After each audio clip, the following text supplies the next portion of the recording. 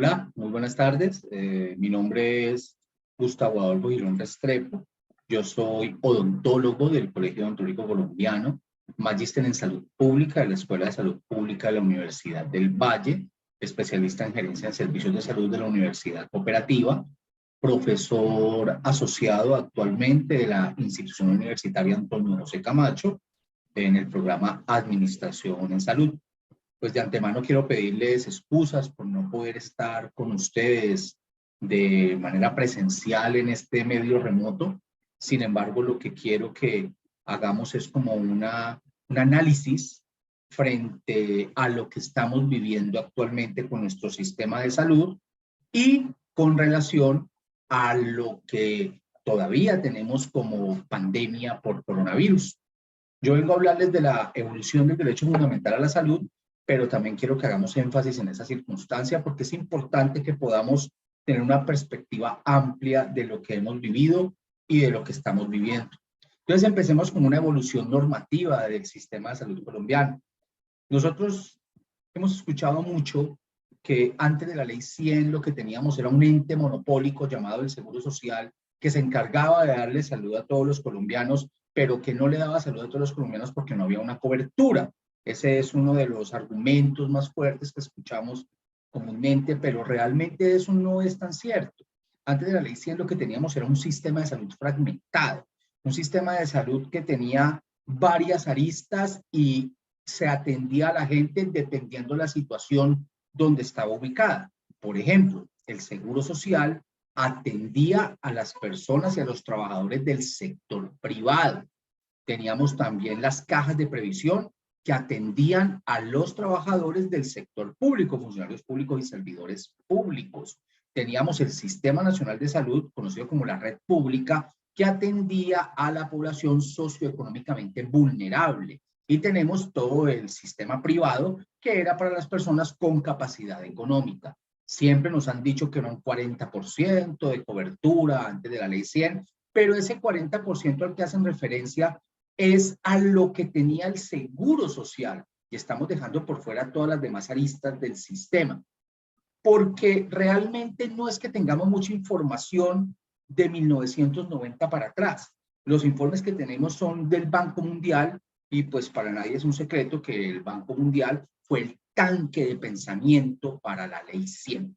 Después de eso aparece la ley 10 de 1990, una ley pues que hizo muchísimos cambios, pero centrémonos en uno en particular que fue la descentralización de los servicios. Fue el primer paso para la ley 100 del 93. Descentralización de los servicios, retirándole, digamos, las funciones a las secretarías de salud para profundizar en eso que denominamos autonomía administrativa. Después de eso, el 23 de diciembre de 1993 se promulga y se firma la ley 100 y con la ley 100 aparecen todos los cambios en materia de seguridad social y de salud que ha vivido nuestra población colombiana. La ley 100 es particularmente una ley de aseguramiento. La ley buscaba que todos los colombianos tuviéramos salud. Lo buscaba y digamos que entre comillas lo logró. Hoy estamos en el 95.5, 96, 97. Los boletines varían mucho, pero lleguemos como a un consenso del 95.5% de la población colombiana, pues tiene su cobertura y su servicio de salud. Servicio de salud que es intermediado por una EPS o empresa administradora de plan de beneficios. Después de eso aparece la primera gran reforma, la ley 100, que fue la ley 1122 del 2007, una ley en esencia de financiación. En el año 2013 cumplieron los 10 años de la ley 100 y a partir de ese momento se generó un gran debate en Colombia. Y ese debate era, la ley 100 no está funcionando. ¿Por qué no está funcionando? Porque no cumplió su principal objetivo, que era asegurar a todos los colombianos. En ese momento no se podía hacer. Entonces aparece la ley 1122 que como gran cambio pone un 0.5 más en la cotización a lo que se conoce como salud en Colombia. Entonces pasamos de cotizar el 12% al 12.5. No fue el único cambio que tuvo la ley 1122 por obvias razones. La ley 1122, por ejemplo, le dio fuerza a la Superintendencia de Salud, homologó el periodo de los alcaldes con el de los gerentes de las ESES y reguló la integración vertical, como por decir algunos de los cambios generados en esa ley. Después de eso aparece otra de las grandes leyes del sistema de salud colombiano, que es denominada la 1438 del 2011, una ley en esencia de atención primaria en salud, o sea, APS. ¿Qué busca esta ley? ¿O qué buscaba esta ley? Que la APS se convierta en el norte, en el objetivo fundamental del sistema de salud, entendiendo, claro está, que un sistema de salud fuerte a nivel mundial es un sistema que le apunta a la EPS, promoción de la salud y prevención de la enfermedad o mantenimiento de la salud. Esta APS se logra o se promulga en la 1438 con los tres componentes fundamentales que es intersectorialidad, participación comunitaria y los sistemas de salud. Obviamente no es el único cambio importante que genera la 1438, porque pues ahí también tenemos que se profundizó mucho en todo lo que tiene que ver con los derechos de la infancia y adolescencia en materia de salud, se profundizó mucho también en lo que tenía que ver con la autonomía del profesional de la salud, porque se estaba viendo vulnerada en algunos casos, y también nos habló y organizó lo que conocíamos como los comités técnicos científicos. Y allí, obviamente, esto da paso al Plan Decenal de Salud Pública 2011-2021, el Plan Decenal que ya dejó terminó su ciclo, terminó su decenio, y en este momento están en la organización del nuevo Plan Decenal de Salud Pública 2022-2031. A partir de esto o después de esto aparece la última reforma, que es de la que venimos a hablar el día de hoy, que es la Ley 1751 del año 2015. Esta última reforma, pues, promulga la salud como un derecho fundamental. Y esto no es cosa cualquiera. Esto es una cosa muy importante, es una situación muy importante, porque fue una pelea que se dio desde la sociedad civil. La sociedad civil peleó por lograr esto y al final se logró. Muy difícil, casi no se puede. Sin embargo, después de muchos debates, tuvimos la salud como derecho fundamental. Ahora bien, no es el único cambio. Desaparecieron los comités técnicos científicos, apareció el MIPRES, el POS como tal dejó de funcionar porque ahora tenemos derecho a todo al convertirse en un derecho fundamental. Entonces, esta ley instaura el derecho fundamental autónomo a la salud. En Colombia, antes de esta ley, pues el derecho de la salud era en conexidad con la vida, lo que significa que si estaba en riesgo, se podía exigir.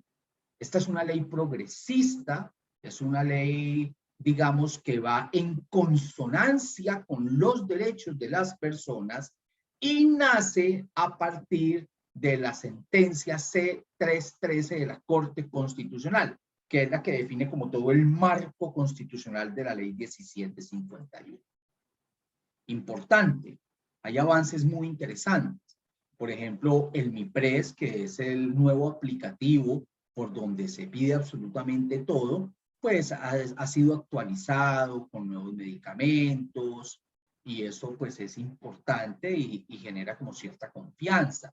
Las tecnologías complementarias, lo que son pañales, las cremas, los antisolares, el marco regulatorio para la atención integral en salud, las redes integradas, la atención primaria en salud, las rutas de atención en salud o RIAS, los nuevos modelos de contratación, los incentivos en el sector salud.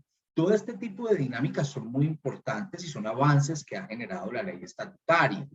El listado de exclusiones, son muy pocas exclusiones, como ya lo habíamos dicho, al desaparecer el POS, entonces la ley lo que hace y lo que genera es darnos a nosotros las garantías frente al sistema de salud y frente a la posibilidad de enfermarnos en un futuro.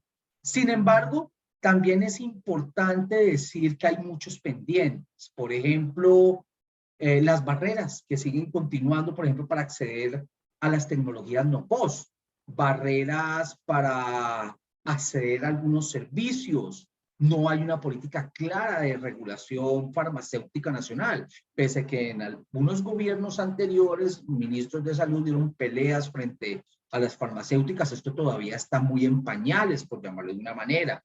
No se ha realizado de manera clara y estructural el sistema de salud un informe o una evaluación sobre la accesibilidad, sobre la disponibilidad y sobre la calidad que están prestando las EPS y las IPS a nivel nacional. Se persisten las barreras para acceder a los servicios de salud, no solo para acceder a las tecnologías no POS, sino para acceder a los servicios de salud. Por ejemplo, hasta hace muy poco para el régimen subsidiado, todo tienen que ir a autorizarlo y esto se convierte en una carga administrativa que le están delegando a los usuarios. Y algo muy importante que seguimos sufriendo y seguimos padeciendo son las condiciones de los trabajadores del sector salud que siguen siendo precarias. Esta dinámica es muy compleja porque muchos trabajadores del sector salud no saben qué es una prima, no saben qué son las cesantías, no saben qué son las vacaciones, no saben qué es una liquidación y esto pues realmente genera unos contrapesos y unas situaciones bastante complejas frente a un sector tan importante como el sector de la salud. Ahora bien, hagamos el análisis de la crisis que evidenció la pandemia frente a nuestro sistema de salud. Pues en Colombia la verdad es que tenemos que decir que hemos normalizado lo anormal. ¿Debido a qué? Debido a una, digamos, tradición de guerra que lleva más de 50 años. Esto nos ha hecho creer a nosotros que tener un acúmulo de muertes de 137.000 personas por coronavirus, según las cifras del Instituto Nacional de Salud, pues es algo normal. Y no estamos contando el subregistro.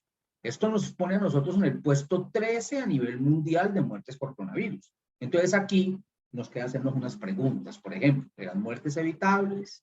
Por ejemplo, ¿es normal que muera tanta gente y tantas personas? ¿Qué falló? Entonces, bajo este orden de ideas, tratemos como de dar unos contextos. El sistema de salud instaurado en Colombia, pues, es un reproductor de inequidades históricas de nuestra sociedad. Latinoamérica es una de las regiones más inequitativas del mundo, donde Colombia ostenta el penoso segundo lugar, solo superado por Brasil. Y el primer lugar en los países miembros de la Organización para la Cooperación y Desarrollo Económico, OCDE, que, según el coeficiente de Gini, que mide la desigualdad, estábamos en un 0,53 en el año 2019. Obviamente, esto fue antes de empezar la pandemia. Después de la pandemia, esto aumentó a un 0,54, cifras del 2020, y arrastró alrededor de 3,6 millones de personas más a la pobreza. Esto es algo que tenemos que tratar de analizar porque es muy complejo. Otra situación compleja. 11 millones de colombianos viven en las zonas rurales. Esto según el Departamento Nacional de Estadística, DANE. Y quedó en evidencia en el último censo. Esto es un problema mayúsculo cuando nosotros observamos que en la cadena de prestación del sistema de salud se desarrolla fundamentalmente en los núcleos urbanos concentrados en las 5 principales ciudades del país.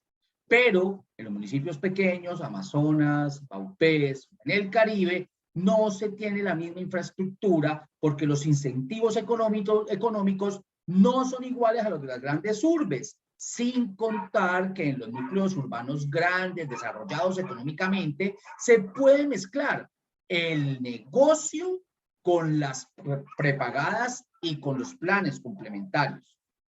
Ahora bien, las poblaciones más vulnerables, socioeconómicamente hablando, que tienen menos accesibilidad a los servicios de salud y viven en condiciones de hacinamiento, fueron quienes mayores muertes reportaron por coronavirus. Y esto está bien explicado por la Comisión Económica para América Latina y el Caribe, CEPAL, en su estudio Mortalidad por COVID-19, desigualdades a nivel socioeconómico y por territorios. Otra cosa supremamente importante. En Colombia, las cifras del DANE frente a la pobreza son del 42.5%. Esto es una cifra elocuente, es una cifra fuerte, sin mencionar que el 29,2% de los colombianos solo pudo tener 2 comidas al día. Este es un país biodiverso, este es un país con tierras fértiles. Muchas veces hemos escuchado ese dicho de que nos comemos una pepa de mango, la tiramos en un parque y pasamos los 2 años y vemos salir un palo de mango ahí. Es cierto. Este es un territorio privilegiado que debería haber logrado la soberanía alimentaria hace mucho rato, pero debido a un acúmulo de reformas que nunca se han logrado, como por ejemplo la agraria, tenemos hoy más de 10 millones de personas tolerando lo que nadie debería tolerar. O sea, estas inequidades las está reproduciendo el sistema de salud y en vez de equilibrar las cargas, las está multiplicando y las está incentivando, logrando que la mejor prestación de los servicios de salud esté en las grandes ciudades. Lo mismo pasa con las unidades de cuidado intensivo UCI, están en las grandes ciudades. Y lo mismo pasa con los servicios de alta complejidad, que también los encontramos en las grandes ciudades. También en pandemia tuvimos otra circunstancia compleja, y es las cifras de dinero que acumularon las empresas administradoras de planes de beneficio, EAPBs, antes llamadas EPS o empresas promotoras de salud. Estas fueron astronómicas. La atención por COVID-19 terminó siendo un negocio y las EPS sacaron una rentabilidad indiscutible, rentabilidad increíble. Por ejemplo, Nueva APS generó ingresos en el 2020 de 9,9 billones de pesos, con un incremento del 25.7% frente al año 2019. Sura generó ingresos por 5,9 billones, con un incremento del 26% frente al 2019. Sanitas generó ingresos por 4 billones y Salud Total generó ingresos por 3,9 billones. ¿Por qué esto se vuelve un problema? Porque cuando hacemos la comparación con los hospitales y con las clínicas, estas se empobrecieron por el cierre de consulta externa y de consulta ambulatoria. Se precarizó más la situación financiera de los prestadores del servicio de salud.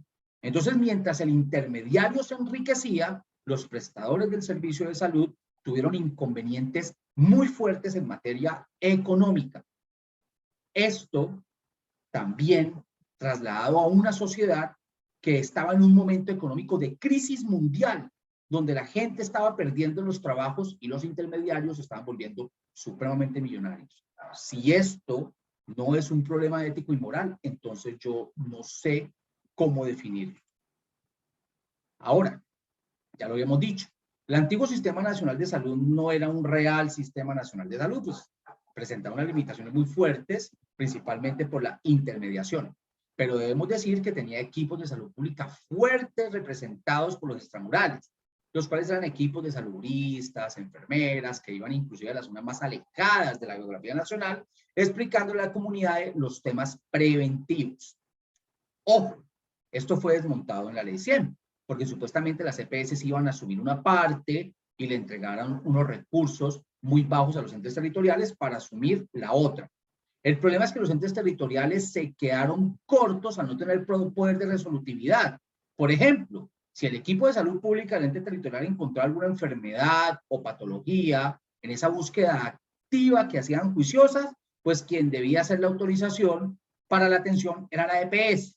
Entonces eran trámites o son trámites burocráticos que le impiden al ente territorial tomar decisiones rápidas y certeras frente a posibles complejidades. Esto se da porque realmente no se tiene un enfoque en atención colectiva, sino que las EPS y el sistema tienen un enfoque en atención individual. Y eso no va a permitir poder comprender todo el panorama del proceso de salud de enfermedad. Bajo estas circunstancias y bajo estas dinámicas, pues podemos evidenciar que el sistema o el modelo de salud realmente ha tenido avances, ha tenido cosas que tenemos que destacar, por ejemplo, el aseguramiento, por ejemplo, que se pueda uno ir a que exigir una atención pero realmente seguimos teniendo un problema grave en desigualdades e inequidades.